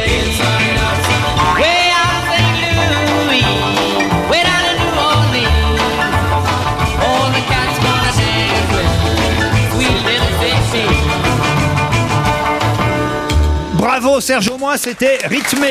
Voilà. De toute façon, c'est dans les vieux pots qu'on fait la bonne soupe. Hein. Ces recettes-là, elles servent encore aujourd'hui. Merci Serge, à demain. Ah, Mathieu Chédid est parrain de quelque chose d'assez original, dont ce sera la 4e édition ce week-end à Paris. Parrain de quoi? Une course. C'est un jeu. Une course, oui, un jeu. C'est un jeu, c'est un rallye, une course au trésor, je crois, une chasse au trésor. La chasse au trésor de Paris, bonne réponse de Christine Bravo. J'ai vu ça dans mon arrondissement. Ah oui, c'est dans votre arrondissement aussi. Ouais. Alors c'est pas dans tous les arrondissements de Paris. Il y en a 10 qui ont accepté de jouer le jeu de cette chasse au trésor, 4e édition. Il paraît qu'il y a 15 000 personnes quand même qui vont participer à cette chasse au trésor dans Paris ce week-end. Il y a un vrai trésor au final? Alors avec un vrai trésor au final. Trouver une énigme. Oui, c'est ça. Il n'y a rien à gagner? Non, Si. c'est pour le fun. Il y a une soirée en bois. Oui, après, on va dans une soirée cabaret avec des artistes qui vont chanter. Et Mathieu Chédid, lui, aime beaucoup ça. Alors, il est parrain de l'édition de la chasse au trésor. On a tous fait ça, les jeux de piste. Moi, j'adorais. On partait à plusieurs. Ils l'ont fait aussi il y a pas longtemps. Ils avaient trouvé dans la bijouterie Harry Wilson, là, il y a quelques temps. Oui. C'était un beau trésor. Hein. Mais c'est amusant. On vous dit alors, cherchez dans telle rue si vous voyez un point rouge derrière une statue verte. Ah, il faut faire gaffe, parce que des fois, il y a des femmes hindoues qui se baladent. Ouais, c'est ça. C'est ça, point rouge. Pierre, vous n'aimez pas les chasses au trésor, je sens. C'est vrai que ça doit être très amusant à faire, mais de là, qu'il y ait 15 000 connards qui se Ah, il aime rien. T'aimes pas les jeux de piste? Pardon? T'as jamais été scout, t'as une enfance malheureuse. Moi, j'ai jamais été scout. Moi, j'étais scout jusqu'à 63 ans.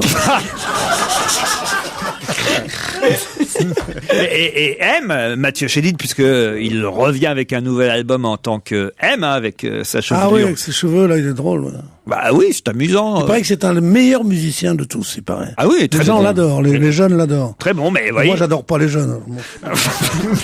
En tout cas, il participera à cette chasse au trésor qui a lieu dans Il est en boucle. On peut le laisser tout seul. Ben, fais l'émission. Mais oui, mais bien sûr, ça finira comme ça. Ah non, il y a quelque chose dont Pierre ne pourra pas parler, c'est le livre de Hugh Laurie. Vous connaissez Hugh Laurie, Christine Bravo? C'est Dr House, j'adore. C'est pas parce qu'il l'a pas lu qu'il pourra pas en parler. Hein. C'est Pierre, je le rappelle. Le Dr House écrit aussi, c'est pas seulement un comédien, le Dr House. Il vient de signer un thriller, paraît-il, palpitant. C'est pas le Dr House, c'est le Dr House. Oh, ça va. Bah oui. Dis Docteur Maison, ça va être plus simple. Si je devais vous reprendre à chaque fois que vous dites une connerie, Non, mais alors. House, écoute. Le Dr House, si vous House. préférez. C'est le docteur Tibia, là, tu vois. On dirait du jambon, là. On dirait du jambon à l'os. Quoi? Dr House. Moi, j'aspire pas le H. Peut-être vous pour faire cette émission, mais pas moi, monsieur. Non, mais tu lui enlèves toute sa virilité. C'est jambon à l'os, on dirait. C'est vrai. Moi, j'ai arrêté aussi. You Glory, tout est sous contrôle. C'est le titre français de ce thriller. Écrit donc. Thriller. Ah oui, c'était une chanson de Michael Jackson, Pierre, Thriller. Thriller, bien sûr, oui. Oh, non, vous savez même pas qui est Qui est Michael Jackson, je sais pas, moi, il a fait Mad. Bad. Pas Bad. Mad Max, il a fait. Et après, ça va me reprendre sur comment on dit Dr House, vous voyez. Il a fait Bad. Continue, Dr House. Oh là là, j'ai honte. Qu'est-ce que ça veut dire, thrill? Un frisson. Un frisson, un suspense. Vous savez, évidemment, quand t'as gonzesse qui te le dit, mais c'est ça. S'il y a pas moment qu'il lui souffle, il est nul. Tu touches pas ma meuf, s'il te plaît. Ouais, tu laisses sa meuf tranquille. Ma meuf, elle l'a lu, le livre. Ouais, elle a lu le livre. Elle a lu beaucoup de bouquins dans sa vie. Non, parce qu'il n'y a pas de femmes ici autour de cette table, mais Ça, tu peux le dire. je pense que Vous êtes que deux, quoi. Hugh Laurie est le mec le plus sexy de la télévision. Ah, ouais. Ah, mais il est sexy. Bah, pas là, hein. Mais non, mais c'est tout ce qu'on aime. Bon, quoi. est-ce qu'il écrit bien? J'ai confié le livre à Bonaldi et à Michalak. Tout est sous contrôle. C'est donc un livre encensé, je dois dire, par The Times ou par Washington Post. Est-ce que Dr House est aussi bon écrivain qu'interprète? Je trouve que non. Je trouve que, d'abord, quand vous dites qu'il venait d'écrire, c'est pas vrai, ça date de 96. Ouais. C'est un vieux truc qu'il a écrit il y a très longtemps. D'ailleurs, on retrouve de temps en temps des allusions personnage qui va jouer plus tard, qui est aujourd'hui Dr House. Il y a des médecins, il y a des gens qui claudiquent et tout, et c'est assez marrant. Mais sincèrement, il aurait fait 100 pages de moins, ça aurait été mieux. Il y a trop de... on est dans la bavardage, il fait les incidentes, dans la presse, en parole ça passe, en écriture ça passe un petit peu moins bien, je trouve. Ça aurait fait des séries de nouvelles qui auraient été... 380 pages, c'est trop, quoi. C'est trop, il y en a un petit peu trop. Michalak. Et puis, j'ai rien compris aussi. T'as compris, toi, Michalak? Faut peut-être commencer par là, alors. Ouais. Ah non, l'histoire est compliquée, hein. Dans le côté polar, c'est un peu compliqué, hein. C'est l'histoire d'un mec, on lui a demandé de tuer un autre, alors il dit, bah non, je vais pas le tuer, puis je vais prédire que je vais tuer, puis enfin, il se retrouve dans un réseau terroriste, avec des musulmans, et puis il devient le chef du réseau terroriste. Raconte juste la fin. Vous croyez que c'est lui qui l'a écrit vraiment? Oui, parce qu'il est aussi scénariste, il a écrit plein de trucs. Non, ce qui est étonnant, c'est que ça a été écrit donc en 96 et que le héros du bouquin ressemble trait pour trait au Dr House dans la série. C'est-à-dire qu'il est cynique, il est ironique, il est cinglant, pince sans rire, sarcastique, mais il a bon fond. C'est bien, exactement comme le personnage qui va jouer 13 ans plus tard. Donc c'est ça qui est assez étonnant. Mais par contre, tu peux me donner ton dictionnaire de synonymes? Oui, j'en ai quelques-uns encore. Mais il boite de temps en temps, comme le Dr House. C'est marrant. Ah, il boite le Dr House? Ah, bien sûr. Oui. J'ai jamais vu, moi, ce feuilleton. Vous connaissez, vous, Pierre? Vous regardez cette série? Ouais. Avec son vieil impère. Mais non, ça c'est Colombo. Il y a plein dans les dents, hein. Il y a un trait d'humour qui est sympa dedans, c'est que, vous savez, au début de chapitre, on met très souvent une petite phrase signée. C'est la première fois que je vois une phrase de McEnroe. C'est une exergue, ça s'appelle. Ouais, vous ne parlez pas sérieusement. Voilà. Vous ne parlez pas sérieusement, signé John McEnroe. C'est où ça? C'est bon, la meilleure phrase. Non, c'est au début de chaque chapitre. Au début de chaque chapitre, ça commence par une petite phrase de quelqu'un comme ça. Passe-moi le sel, signé Tata Jacqueline. Voilà. Non, en France, on est resté sur l'image du tennis avec McEnroe, mais c'est un mec qui a plein de réparties, qui fait de la télé aux États-Unis, qui est vraiment très drôle, le McEnroe. Et ben là, c'est un peu la même chose, c'est-à-dire que le scénario est pas d'une incroyable originalité et non pas non plus forcément très bien construit. En revanche, il y a des super bonnes répliques tout du long du bouquin. Voilà, ça fait, je trouve, l'intérêt du livre qui est plutôt pas mal. Moi, j'ai passé un bon moment en lisant ça. Bon, tu peux redire les adjectifs de... sarcastique, cinglant, ironique. Alors attends, bouge pas, je viens encore. C'est aux éditions Sonatine, Hugh Laurie, tout est sous contrôle.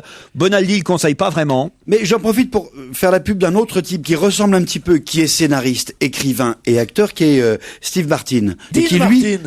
Non. Steve Martin. On n'en sortira pas. Moi, C'est Dean Martin, le chanteur.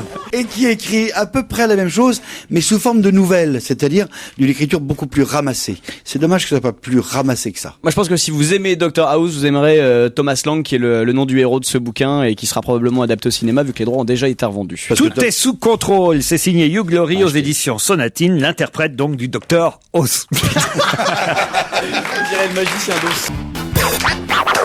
Europe 1, on va se gêner. Quoi de neuf, Jérôme? Quoi de neuf, Jérôme? Ah, qu'est-ce que vous nous avez apporté pour cette dernière semaine, Jérôme Bonaldi? J'imagine que ce sont des choses qui vont nous servir pendant les vacances. Oui, pourquoi pas emmener avec vous toute votre mémoire informatique, c'est-à-dire votre musique, votre vidéo, vos fichiers, tout ce que vous voulez. C'est ça, la forme d'une petite savonnette, oui. 16 gigas de mémoire. Il y a quasiment pas de bouton. En revanche, vous reconnaissez l'empreinte digitale. Ouais. Il vous le demande pour donner, plutôt que de donner un code. Vous passez plusieurs fois votre... C'est un système biométrique? Oui, un système biométrique. Mortel. Voilà. Il y a un écran qui te dit, descendez votre index, hop, tu donnes comme ça ta signature. Dedans, tu as tout. Alors, ça se branche sur ordinateur par une clé USB. Tu peux y rajouter. Là-dedans, c'est une mémoire informatique. Ça ressemble à une savonnette. Tu le tiens dans la main, il n'y a pas de bouton. Le bouton, tu l'as uniquement en passant ton doigt devant un lecteur d'empreintes digitales et tu pars avec tout ce qu'il te faut comme coordonnées dedans. C'est un disque dur. Une sorte de disque dur. Le truc en plus, c'est que il se branche facilement. Tu peux rajouter une petite clé USB comme les gens ils t'amènent des photos, tu les mets dedans.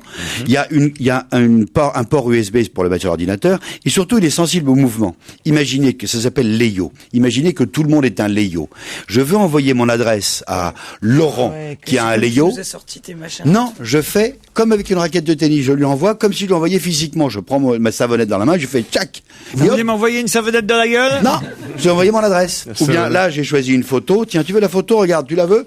Paf, je te balance la photo dans ton ordinateur. Il faut que l'autre, il en ait un Laurent, aussi. Laurent, Et il il peut faut te qu'il en mentir ait un un truc, mais aussi. la sonnette, faut que tu la mettes par terre et que tu la ramasses. si tu veux. Dites donc, vous n'avez pas entendu depuis longtemps, vous vous étiez resté dans la salle de bain, manifestement.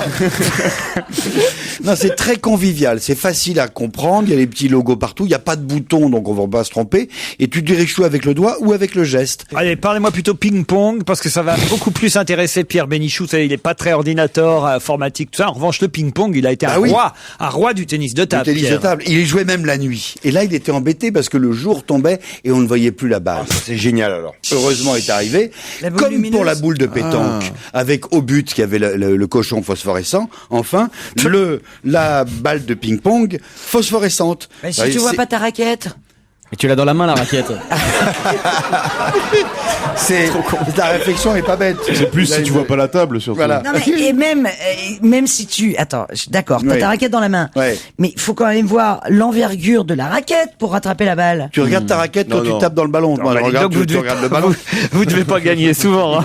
Mais peut-être tu regardes pas ta raquette. Bah, si vous êtes en train de calculer la taille de la raquette par rapport au moment où la balle arrive pour pouvoir frapper dedans, vous n'êtes pas prêt de taper dedans. hein. Même si tu regardes ta raquette pendant que l'autre tape, C'est peut-être ça qui gêne les joueurs français au En tennis. général, ils regardent plutôt la balle qui arrive, tu vois, plutôt que leur raquette.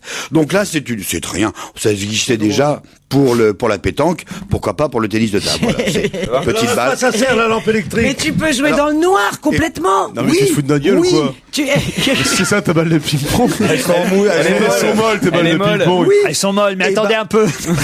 Regarde, chauffe-la dans la main. Essaye-les, tu verras. C'est même pas le bruit. Attends, je les Mais ai c'est pas une balle de testés, ping-pong, ça. C'est pas une balle de ping-pong. C'est pas une balle de une balle de ping-pong. squash. C'est pour les raquettes de plage. Pour le. Mais oui, c'est pour la. C'est genre Jokari. comme Voilà, on c'est disait. ça. Dites, vous pourriez lire les modes d'emploi avant de nous présenter les objets, Bonaldi. J'en ai marre de lire les mots. N'importe quoi. Alors là, il y a tout le monde va aller à Décotant. Oui, bonjour. Voilà, je suis Jérôme Bonaldi sur Europe 1. Je voudrais acheter des balles de ping-pong fluorescentes. Ça n'existe pas, monsieur. Mais si, Bonaldi, on a parlé à la Non, ça radio. n'existe pas, monsieur. Si on ne fait pas l'article, on vous dit, Ah, la laissez-nous honte. tranquille. Il y a des clients qui attendent derrière vous. Bon, alors, Soyez monsieur, avancez, c'est un truc avancez. plus sérieux. Et là, j'ai lu le mode d'emploi. Voici des petits sacs plastiques pour mettre les fruits et légumes. Qu'est-ce qu'ils ont de spéciaux, ces petits sacs plastiques? Ils bouffent, ils absorbent l'éthylène. Ça veut dire que les fruits et légumes que vous allez mettre dedans vont cesser de mûrir et vont rester très longtemps à l'état dans lequel vous les avez achetés. On les mange plus, on s'en fout. La Ah, mais caractéristique, si, c'est bien, ça, c'est la bien, caractéristique des fruits C'est que et ça de pourrit. beaucoup de légumes, c'est que à partir du moment où tu les as cueillis, ils fabriquent de l'éthylène. L'éthylène qui favorise leur mûrissement. Ça veut dire qu'en gros, tes fruits et tes légumes, et surtout par exemple qu'est-ce qui fabrique beaucoup d'éthylène? Le melon charentais. Le melon charentais, le jaune, hein, pas le vert. Le jaune, lui, il fabrique beaucoup d'éthylène, c'est pour ça qu'il mûrit. Le petit Grégory, poivron. le petit Grégory. Oh non. T'achètes un fruit et le type te dit laissez-le mûrir 3 jours. Tu le mets dans ton truc, au bout de 3 jours, il est toujours pas mûr. Oui. C'est un mûrir de rire, ça, mais vraiment. En général, t'as envie que tes fruits ils mûrissent. Un kit de pêche pour aller à la pêche c'est bien, cet ça. été. Oui, parce que alors. Ah, où est-ce que vous allez en vacances pour aller pêcher, vous, Fabrice? Moi, dans les Alpes, j'aime bien être à la montagne l'été. Je pêche dans des. Oh, des petits lacs. Boubounet, je le vois avec sa gaule, là. Si, si, Avec sa quoi? Avec sa gaule? Bah oui, c'est une gaule. Bon, eh ben, on pensait que jusqu'ici c'était assez savoir. cher d'avoir un kit de T'as des pêche. sandales Quechua, tout ça et tout? Laissez-le. À quel endroit tu vas en général? Bah, j'amène les cadavres que j'ai fait pendant l'année, puis je vais dans les étangs. Non, je. Pêche dans la Vologne. Et Bouy, il fait toutes les rivières où on a retrouvé des gens. Parce qu'il est content, c'est le seul qui est content quand il retrouve une chaussure, une chaussette. Oh, il y a peut-être un pied avec. Alors c'est quoi cette pêche au gros? Alors, l'intéressant de ce truc de pêche, c'est que Donc c'est une belle gaule, Oui. elle est elle est longue, elle fait 2,50 m. Il y a un kit avec une sorte de gros cylindre dans lequel on trouve 2 flotteurs, du fil, des plombs, des hameçons. En gros, il y a le kit complet pour débutants à moins de 10 €. Voilà, je voulais juste dire que tout le monde peut faire de la pêche. Une canne à pêche comme celle-ci, bien souple, hein, t'as vu Titi, il a l'habitude, il va pêcher dans les calanques, lui aussi. Bien sûr. Il n'y a pas de moulinet? Non, il n'y a pas de moulinet pour 10 €. Mais c'est un début. Et on devrait apprendre aux gamins tous à pêcher. D'abord, ça les verrait comme ça, où est-ce qu'il y a des rivières qui ne sont pas encore polluées. On leur apprend le temps, la patience, et on n'est pas obligé Mais de ça, tuer, c'est pour enfants. Un adulte peut pas s'en Si, servir. il y a un autre modèle avec un peu plus compliqué à 20 €. Mais je trouve que moins de 10 €, alors c'est évidemment made in China. C'est comme les restaurants à prix fixe. Ils t'annoncent 10 €, tu t'en tires à 60. Non, non, il y a tout dedans. Regardez, il y a les deux flotteurs, le fil. Il y a les verres, il y a les verres. Alors, il y a pas les verres parce que mais il y a en revanche la petite boîte pour les mettre. Vous pêchez à quoi? À l'asticot, vous? À la cuillère, moi, je suis à la cuillère. C'est quoi, la cuillère? C'est un petit ustensile que tu mets au bout de la canne à pêche qui est plus artificiel que... Ils sont cons, ils voient rien, et les poissons, ils voient pas qu'il y a rien dans la cuillère? Ouais, mais ça marche beaucoup mieux, ça va beaucoup plus vite qu'à l'asticot. Tu me prendrais pas un peu pour des En fait, cons, là bon, je suis obligé d'avouer que j'ai jamais pêché de ma vie, ça me casserait les couilles. J'étais surpris aussi. Je ne voyais pas. Quoi d'autre? La cuisine. Des petits sacs à balles qui viennent de sortir, c'est marrant. Le premier, c'est un papier cuisson absorbant en feuilles. Tu mets ça, tu sais, sur le lèche-frites ou bien sur la grille de ton four pour faire cuire ce que tu veux, des frites, des machins, des trucs, des bidules, etc., qui en général en foutent partout. Et t'es obligé de nettoyer ton lèche-frite ou de nettoyer ton four. Alors, là, l'intéressant, c'est que, d'un côté, ça résiste à la chaleur, de l'autre côté, ça absorbe. La graisse? Ça absorbe la graisse. Et donc, essayez voir. Il y a pas mal. Là, je commence par les bras. Ferait mieux de te regarder. Donc si j'avais ta gueule, je me suiciderais. Vous auriez dû déjà le faire, alors. Je suis tout à fait de l'avis de Christine. Ah oui. C'est bien que La cette émission façon dont s'arrête, on quand même. se moque de son physique, alors qu'elle est ravissante. Surtout en ce moment, elle est de plus en plus jolie. J'ai rarement vu une femme que je fais depuis 15 ans. Elle est de plus en plus jolie. De plus en plus jolie, de plus en plus charmante. Elle ne cherche pas une chute méchante, il n'y en aura pas. La seule chute, c'est moi qui suis tombé. Bon, alors, votre truc, là, qui absorbe la graisse. Non, excuse-toi auprès de Christine. Ouais, excuse-toi. Mais Avec ta gueule. Elle dit 10 fois pire, mais enfin, qu'est-ce que je m'excuserais auprès d'elle? C'est pas pareil. Jusqu'ici, il n'y avait que le papier sulfurisé. Maintenant, il y a un papier sulfurisé absorbant. Voilà, en gros, pour ceux qui font vraiment la cuisine. Autre chose. Le four à micro-ondes, très souvent, met des choses dedans. Pof, pof, pof, ça explose. Voici un petit sac cuisson vapeur pour le four à micro-ondes. Ou bien, pour le four traditionnel, je mets le poulet le dimanche. Ça, la loi, enfin tout ça. Tu mets des oies de temps en temps. Tu mets une oie dans le four, toi. Mais c'est pas ça, c'est surtout, ils viennent parler du micro-ondes. Vous mettez un poulet dans le micro-ondes, vous? Ah oui. Quand tu l'achètes tout fait, le poulet dans le micro-ondes, tu peux le faire réchauffer. Ah, s'il est déjà cuit. Pourquoi vous faites jamais les courses comme fille, vous? Moi, souvent, mais mon mari, il est difficile. Remarquez ça c'est le truc que j'adore. Le dimanche, je resterai 1 heure devant le truc qu'ils mettent sur le trottoir, les boucheries. Ça s'appelle la broche, ça s'appelle. Les souvenirs d'enfant. Oh là là, le caillou. Il n'avait pas de poulet quand il était jeune. Il était obligé de le regarder. Il savait même pas que ça existait. Il sait Noël tous les jours. Bah ouais, c'est chouette, ça sent bon. Quand il va au marché. Quand il mange un nugget, ça lui rappelle le réveillon. Ouais, ça sent bon. Ah bah non, ça sent autrement que les nuggets. Regardez-moi ça. Ça sent bon les nuggets. Oh là là, il compare. T'as rien compris. Ah ouais, vraiment. Très bon les nuggets. Les nuggets, ça n'a pas d'odeur, les nuggets. Nous, on Super bon, les nuggets, quand on était petits, moi, mes parents me disaient, c'est pas en travaillant comme ça en classe que t'en mangeras un jour. Il va aux Seychelles en première classe, il regarde tourner des poulets. C'est ça, en fait, c'est une existence à la Michael Jackson. C'est terrible, c'est terrible. C'est un grand luxe. Le caillot. Un grand luxe dans l'apparence, une grande détresse dans le cœur. Hein. Moi, j'ai plus de 12 ans. Ils vont aux Seychelles en première classe. Bah oui, je t'emmerde alors. Il est là à partager un berlingot avec un clochard. Ou alors c'est la broche qui te fait rêver, je sais pas. Écoute, alors là. Oh là là. Alors là, t'es allé très loin, ça va t'es très loin. allé trop loin, là, Christine. Ah non. Christine, si j'avais ta gueule, j'oserais pas faire des trucs comme ça. Les gels pourritures. Ça, je suis d'accord. T'as des nouvelles de tourner manège parce que là c'est fini. Hein. Faut leur gagner de l'argent. Moi, j'ai des nouvelles comme quoi Koé tient la corde. Ah ouais, il a été bon. Hein. Ah ouais, ils sont très très bons. Mes compétiteurs, franchement, je dois dire que ouais, je trouve que c'est bien, tu vois. Et à vaincre sans péril, on triomphe sans gloire. Non, mais arrêtez, vous n'aimez pas parler de vous. Alors, Jérôme. Le sac, on dirait un sac plastique à balle, tu sais, un on ziploc. dirait, C'en est un, on dirait, d'ailleurs. vous C'en avez est un. une fois la première illusion passée, on regarde sa montre et on dit, oh, pas tarder, on dit, au revoir. On dirait un sac en plastique Albal. Il y a marqué Albal en gros dessus. C'est un sac. Tu mets tes fruits, tes légumes, tes choux-fleurs, tes carottes dedans. Depuis le temps qu'elle a tout Tu ça, fermes avec. On a tu la fermes- chienne depuis 2 heures à bouffer autant de fruits déjà, de toute façon. Tu fermes avec le zip qui est là, tu fous directement dans le micro-ondes, ça te fait la cuisson vapeur sans que ça explose. En plus, Maintenant, il est réutilisable 10 fois. Exactement. Maintenant, je passe au four traditionnel. N'est-ce On pas, oublie Marie les légumes et on passe au poulet du dimanche. Vous savez, celui poulet à la broche. Moi, je resterai des heures devant un poulet. Ah, voyez, je vous le disais. Le mec très con. Moi, ma mère, quand elle faisait le poulet, elle le coupait comme ça et elle me laissait les pâtes et je m'amusais avec les pâtes comme ça. C'est les provinciaux. C'est des provinciaux. Pourquoi à Paris, il n'y a pas ça? Mais si, bien sûr que si, ça paraît. Mais si, il y a Ça nous fait pas rêver. C'est tout. Mais Si c'est hyper chez moi, agréable, il a je sais raison, que ça paye, Ça c'est nous hyper fait pas agréable. rêver. Vous avez jamais joué avec des pâtes de poulet à la les tête? poulets qui tournent. Moi, ça me fait rêver à la terrible condition ouvrière des gens qui achètent des poulets comme ça. Et je me dis quelle horreur, Tu les sais pauvres. combien ça coûte un poulet qui tourne? Rien. Il faut avoir les moyens pour acheter un poulet. Ah non. Vous voulez que je vous dise, le poulet par rapport à vous, lui au moins il tourne. Je comprends pas. Oh, aïe. Ouais, il tourne devant des Cette fin de caméras. saison. Ah d'accord. Fabrice, il avait compris autre J'avais chose. compris autre chose. Qu'est-ce qu'il avait compris? Je tournais dans une cave de banlieue en train de tourner, je me suis dit, c'est quoi là? Je l'avais compris comme toi, moi.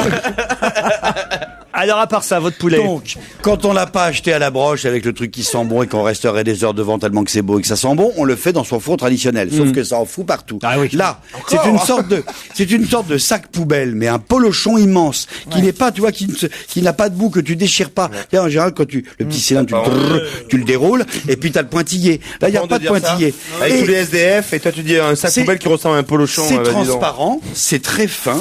Regardez, je peux mettre dedans mon poulet, mon gros poulet. Dis donc, faut pas qu'il soit large, votre poulet, hein. Oh, quand même, regardez. Ah, il peut c'est rentrer. un- Non, non, ça fait un poulet, non, c'est tout en longueur. Ça fait quand même un grand poulet, Pour ça. peu qu'ils se débattent.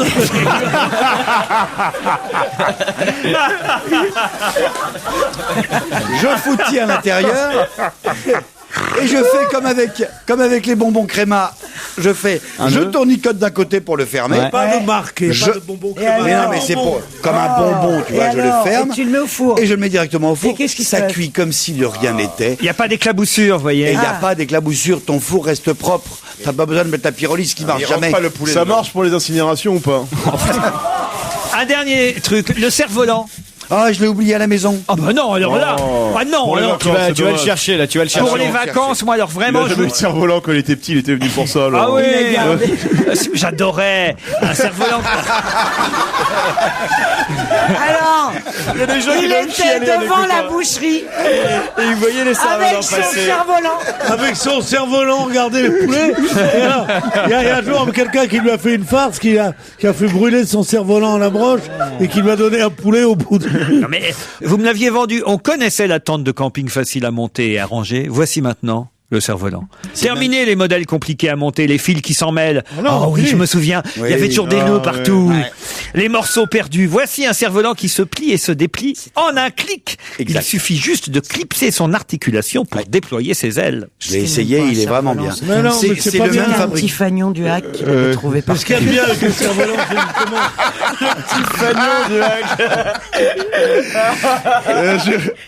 Un jour, le fagnon, il s'est cassé, il a dit, je prendrai ma revanche, j'irai en première classe aux Seychelles, un jour, vous verrez. C'est comme ça qu'il a réussi sa vie. C'est ce fagnon. Et alors vous n'avez pas apporté le cerf-volant alors.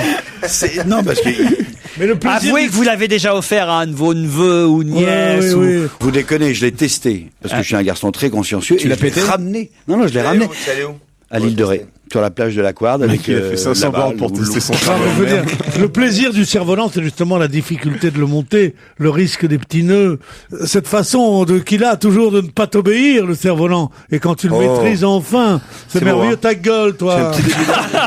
Il y a un début d'érection là. C'est tu vois. c'est ça le cerf-volant. Si c'est un cerf-volant tout fait, autant regarder le cinéma. Non, moi j'ai une famille nombreuse et j'ai une Il y a un grande très maison. beau Famille festival à nombreuse, Dieppe, famille en tout cas nombreuse. de cerf-volant tous les ans. Et je vous le conseille, Christine, bravo. Non, c'est bien les vacances à Dieppe cette année. C'est très joli, Dieppe, alors. Non mais l'autre il va aux Maldives et il veut m'envoyer à Dieppe. Prends l'habitude. Faudrait savoir, tout à l'heure c'était les Seychelles. T'as tout fait. Non mais prends l'habitude de Dieppe, t'auras plus de revenus l'an prochain, faut peut-être t'habituer à des vacances. Pierre, je sais pas ce que vous en J'ai pensez. repéré un petit camping hier sur la 3. Je crois que cette fille est jalouse, en fait. Oui, elle a de quoi être jalouse, hein, parce qu'elle a été très haut, puis regarde aujourd'hui. Allez, on se retrouve demain à 16h. Évidemment. Bye bye. À demain, c'était Laurent Ruquier. Dans un instant, l'arrivée de Marie Drucker pour Europe 1 Soir. Retrouvez toute Europe 1 sur europe1.fr.